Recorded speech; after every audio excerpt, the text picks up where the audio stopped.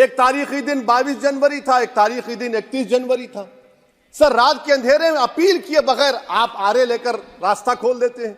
क्या पैगाम दे रहे हैं सर? 600 साल की मेहरौली की मस्जिद को बगैर को नोटिस दिए आपने डिमोलिश कर दिया। मैं जिम्मेदारी के साथ कह रहा हूं कि भारत के प्रधानमंत्री और उनकी सरकार भारत के मुसलमानों से उनकी शनाख्त को छीनना चाहते हैं। ख्वाजा अजमेरी के आस्थाने पर चादर बिछाइए, मगर आप जो चादर मुझसे छीनना चाह रहे हैं मेरी मस्जिद है। आप हर मस्जिद को छीनना चाहते हैं। आप बताइए 17 करोड़ मुसलमानों को क्या पैगाम दे रहे हैं आप कि आप हर मस्जिद को छीन लेंगे मुझसे? फिर मेरा वजूद किस माने रखता है? मेरा शनाख्त क्या माने रखता है? रूल ऑफ लॉ क्या माने? अच्छा, 1991 के प्लेसेस ऑफ वर्शिप एक्ट पर क्यों नहीं बोलते आप लोग? आप उस पर कायम है नहीं है। आप 500 साल की बात करते। मैं आपसे कहता हूं भाई, 500 साल पे मत जाइए, बौद्ध पे जाइए, जैनिज्म पे जाइए, शैविज्म पे जाइए।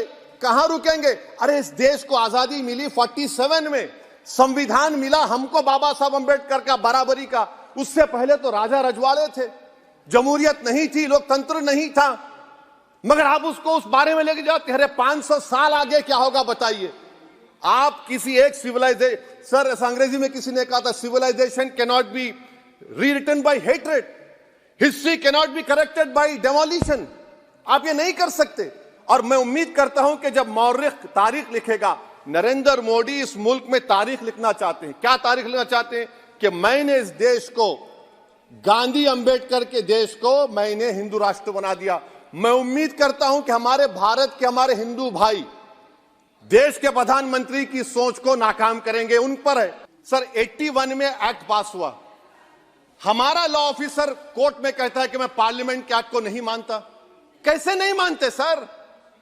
क्या नरेंद्र मोदी ने पार्लियामेंट को नॉमिनेट किया या पार्लियामेंट ने नरेंद्र मोदी को प्रधानमंत्री बनाया? बताइए। 81 के एक्ट को नहीं मानते सर। 2 ही तो सेंट्रल यूनिवर्सिटी है मुसलमानों के।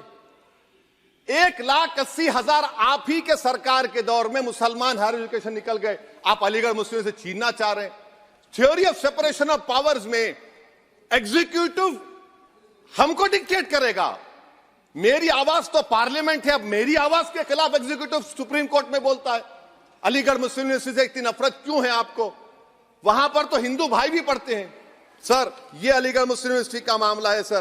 तो मैं आपसे इस बात पर, इस शेर पर अपनी बात को खत्म कर रहा हूं सर। आप भी उर्दूदां हैं जी।